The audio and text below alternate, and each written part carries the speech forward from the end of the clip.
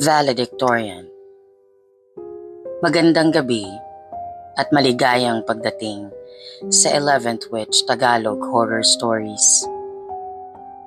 Sa bawat graduation, may mga estudyanteng sabik sa medalya. May proud na magulang at may mga pangarap na sa wakas ay matutupad. Pero minsan, hindi lahat ng pangarap ay umaabot sa entablado. May mga pangalan na tinatawag kahit wala na ang nagmamay-ari nito. At may mga pagkakataon na kahit tapos na ang seremonya, may gustong magtapos na hindi pa rin nakaka-move on. Ito ang kwento ni Beverly at ng valedictorian na hindi nakaakyat sa stage. Taong 2004, mainit ang hangin sa isang public high school sa Quezon City, lalo na tuwing hapon, kung saan ang mga estudyante ay naglalakad sa koridor na amoy alikabok at chalk, habang busy sa pag-aayos ng mga huling requirements bago ang graduation. Isa si Beverly sa mga estudyanteng halos hindi na mapakali sa dami ng inaasikaso. Hindi naman siya yung tipo na laging top ng klase, pero masipag siya at consistent sa grades. Tahimik, hindi palaimik, pero kilala ng mga teachers bilang maaasahan. Pero sa totoo lang, hindi naman talaga siya ang dapat na maging valedictorian. Lahat sa batch nila, alam kung sino ang siguradong kukuha ng pinakamataas na karangalan. Si Carla. Si Carla yung tipong kahit hindi mag-review, parang automatic na pumapasok sa utak niya lahat ng lessons. Laging first honor, laging kasama sa contest, at halos sambahin ng mga teacher dahil sa talino at sipag. Pero higit sa lahat, mahal na mahal ni Carla ang pag-aaral. Hindi siya yung tipikal na achiever na mayabang. Tahimik lang din siya, pero halatang may pangarap. Madalas pa nga siyang makita sa library kahit tapos na ang klase. Nagbabasa, nagsusulat, o minsan tahimik lang na nakatitig sa notebook niya. Kaya nung bigla siyang nawala, parang may malaking butas na iniwan sa buong batch. Isang linggo, bago i-announce ang official list ng graduates, napansin na lang ng mga kaklase nila na hindi na pumapasok si Carla. Nung una, akala nila nagkasakit lang. Pero lumipas ang ilang araw at wala pa rin siya. Hanggang sa kumalat ang balita na aksidente raw. Pero walang malinaw na detalye. Hindi rin pinayagan ang karamihan sa mga kaklase na makadalaw. Maging ang mga teachers tahimik lang. Parang may tinatago. At doon nagsimulang magbago ang atmosphere sa school. Pagdating ng araw na inilabas ang listahan ng honors, maraming napatingin kay Beverly. Dahil sa tabi ng pangalan niya ay nakasulat, valedictorian. Hindi siya makapaniwala. Nanginig ang kamay niya habang hawak ang papel. At sa loob-loob niya, alam niya na hindi dapat siya yun. Dahil kung nandyan si Carla, dapat si Carla yon. Hindi kailanman mapupunta sa kanya ang pwesto. Pero paano? Wala si Carla. At kahit walang nagsasabi ng diretso, ramdam ni Beverly ang mga tingin ng ibang estudyante. Hindi naman galit, pero may halong lungkot at konting pagdududa. Habang papalapit ang graduation, nagsimula ang practice sa covered court ng school. Tuwing hapon hanggang sa gabi ang rehearsal. Inaayos ang pila, ang paglalakad sa stage, ang pagtanggap ng diploma. At doon unang may napansin si Beverly. Sa unang gabi ng practice, habang inaayos nila ang formation, may malamig na hangin na biglang dumaan kahit hindi naman umuulan. Napatingin siya sa paligid. Walang bukas na electric fan sa bandang likod. Pero may kakaibang pakiramdam. Parang may nakatingin sa kanya. Hindi niya pinansin. Iniisip niya lang na baka pagod lang.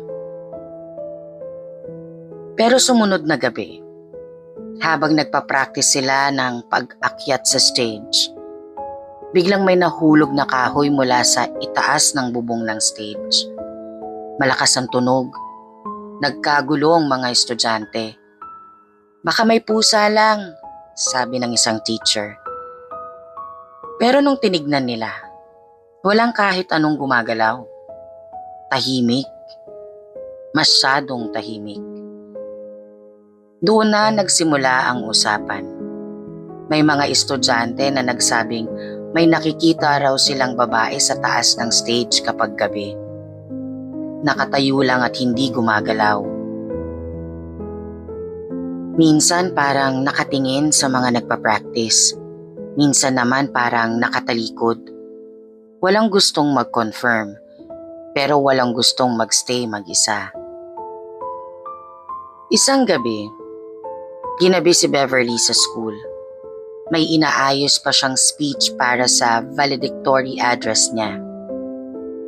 Nasa gilid siya ng stage nakaupo, habang hawak ang notebook at pilit binubuo ang mga sasabihin niya. Tahimik na ang paligid. Yung ibang estudyante, pauwi na. Ilang teacher na lang ang natira. Habang nagsusulat siya, may narinig siyang tunog. Parang mahina pero paulit-ulit. Parang may tumutulo. Napatingin siya sa sahig. Wala namang tubig. Walang leak. Pero rinig na rinig niya. Unti-unti siyang napatingin sa itaas, sa bubong ng stage. Madilim, halos wala kang makikita. Pero habang pinipilit niyang silipin, may naaninag siya. Isang hugis ng tao, nakatayo. Nanlaki ang mata ni Beverly. Hindi siya gumagalaw. Hindi rin siya mapasigaw. Parang nanigas lang siya sa kinauupuan niya. Habang unti-unting lumilinaw ang itsura ng babaeng nakatayo sa taas. Mahaba ang buhok, nakaputi, at sa bandang tiyan niya, may madilim na bahid, parang basa, parang dugo. Unti-unting tumulo iyon pababa, parehong tunog, pareho ang ritmo. Biglang napapikit si Beverly. At nung muli niyang buksan ang mata niya, wala na. Walang tao, walang dugo, tahimik ulit ang paligid. Hindi niya sinasabi agad-agad sa iba ang nakita niya. Pero kinabukasan, may isang estudyante ang nagdala ng kamera. Uso pa noon ang mga de-film na kamera. Habang nagpa-practice sila, nag-picture-picture ang grupo. Nagpapatawa, nagpo-pose. Normal at masaya. Pero nung lumabas sa mga pictures, doon nila nakita sa isang kuha kung saan naka-line up sila sa harap ng stage. Sa taas ng bubong, may isang babae. Nakatayo at nakaputi. At sa tiyan niya, may dugo. Tapos hindi malinaw ang muka. Pero sapat para kilabutan ng lahat. Doon na nagsimulang magtugma ang lahat. May isang kaklase nila ang tahimik na nagsalita na hindi raw aksidente ang nangyari kay Carla. Nabuntis daw ito. At nung malaman ng boyfriend niya, nag-aaway sila. Hanggang umabot sa pananakit. Hanggang sa hindi na siya nakaligtas. Hindi na raw siya umabot sa ospital sobrang daming dugo, sobrang daming nasayang. Hindi lang ang buhay niya, pati pangarap niya. Simula noon, mas naging madalas ang pagpaparamdam. May mga nakakarinig ng iyak sa may stage. May mga nakakakita ng anino sa koridor. Pero si Beverly, siya ang pinaka-apektado. Tuwing mag-isa siya, parang may sumusunod. Tuwing hahawak siya ng speech niya, parang may bumubulong. Hindi malinaw, pero paulit-ulit. Hanggang sa dumating ang araw ng graduation. Mainit ang panahon. Punong-puno ang covered court. Pero masaya ang lahat. Parang walang nangyaring kakaiba sa mga nakaraang linggo. Pero si Beverly, hindi mapakali. Habang papalapit ang moment niya sa stage, pakiramdam niya ay mas lalong bumibigat ang paligid. Parang may nakatitig, parang may naghihintay sa kanya. Tinawag na ang pangalan niya.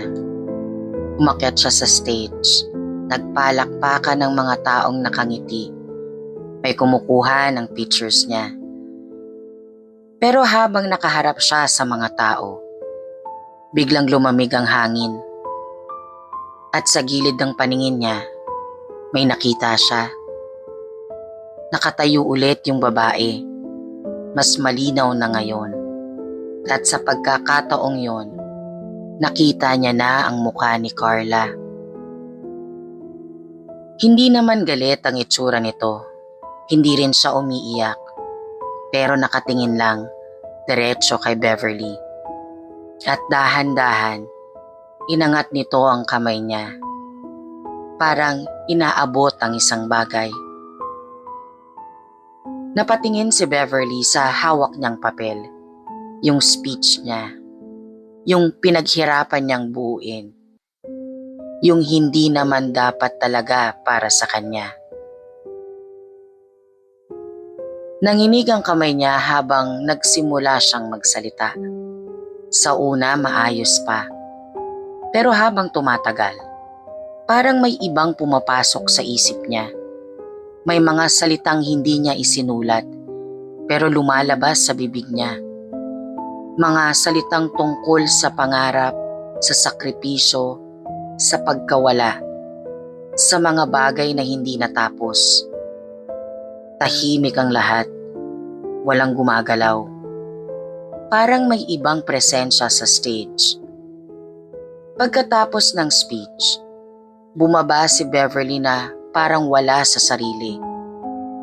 Hindi na niya maalala kung anong mga sinabi niya.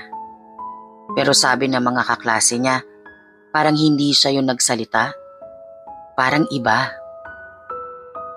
Ilang araw matapos ang graduation, may isang teacher ang lumapit kay Beverly. May iniabot na papel. Lumang notebook page. Natagpuan daw sa locker ni Carla. At nung binasa niya, nanlumo siya. Dahil iyon ay halos kapareho ng speech na binigkas niya sa stage. Parehong pareho, pati ang linyang hindi niya isinulat. Simula noon, hindi na muling nagpakita si Carla sa school. Wala nang anino, wala nang tunog, wala nang babae sa bubong. Ngayon, si Beverly ay may sarili ng pamilya sa Bacolod. Tahimik ang buhay. Pero hanggang ngayon, may isang bagay siyang hindi makalimutan. Tuwing may graduation na pinapanood niya, tuwing may maririnig siyang valedictory speech, may isang linya na laging bumabalik sa isip niya. Hindi niya alam kung siya ba ang nagsabi o kung kanino iyon nanggaling. At sa mga pangarap na hindi natapos, sana may ibang tumapos para sa atin. May mga kwento na hindi kailanman na isusulat sa diploma. May mga pangalan na hindi na tinatawag sa entablado. Pero patuloy pa ring naghihintay. Hindi naman para manakot, kundi para makumpleto ang isang bagay na naiwan.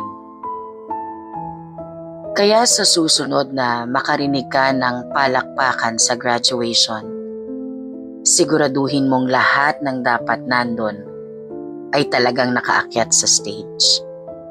Dahil minsan, may mga valedictorian na hindi pumapayag na hindi sila marinig. Magandang gabi at salamat sa pakikinig sa 11th Witch Tagalog Horror Stories.